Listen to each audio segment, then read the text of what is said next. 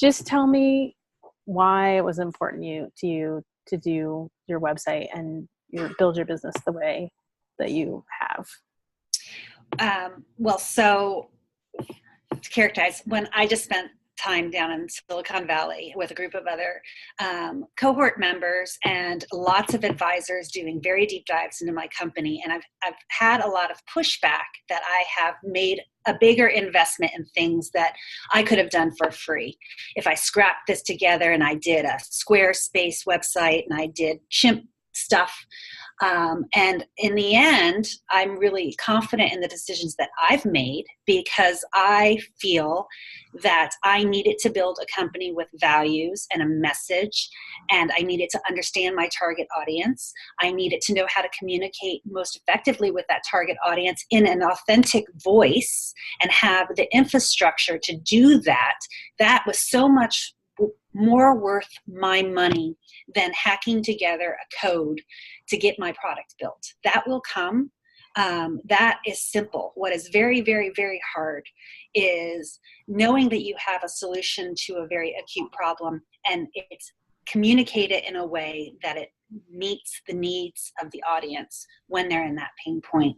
And so I will and have continued to invest in that authenticity and that website and that clarity and that the functioning of the systems that you have built for me. That is much more important for my company to grow at the pace that I want it to grow, rather than somebody coming in, venture capital angel saying, you need to scrap this or that's crap, or why don't you have this? And you're going to use my money in this way. I'm in a better position to say, no, I am using the money the right way. I am attracting an audience and I'm on brand and I have the infrastructure behind it.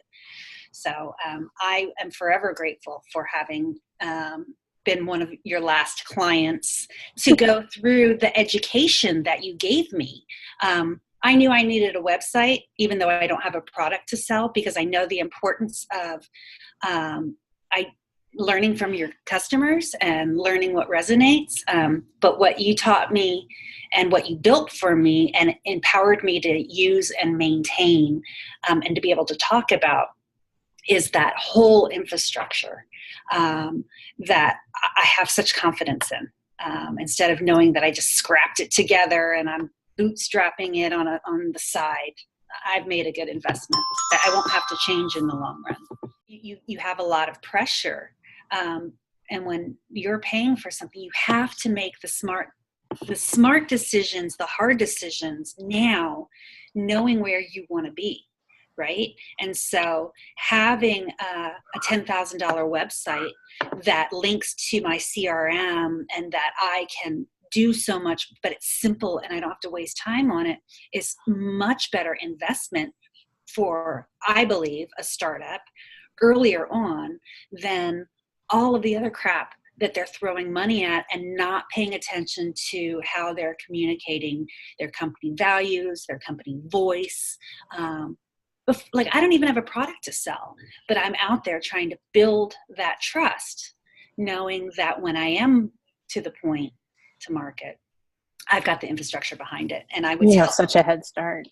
Well, not even a head start. I mean, how many people have I spoken to that are reevaluating CRMs after they have 10,000 people in their system and they have to convert them? And it's like, why didn't you do this work in the beginning? Well, HubSpot was free. I'm like, yeah, but didn't you think you were going to grow? Didn't you think you were going to be successful? Didn't you envision the point when you had 100,000 records? I mean, I do. And that's why I made the decision that I did. So I think that entrepreneurs are so focused on scaling back and people force you away from that vision and that dream, that you make the easy, cheap, free choice. And it bites you in the long run. And the last thing I want to be worrying about is going to my website every 5 minutes to make sure it's up, and knowing that I have a company and that's their expertise. I mean, it's stuff like that nobody knows about, and you delivered to me.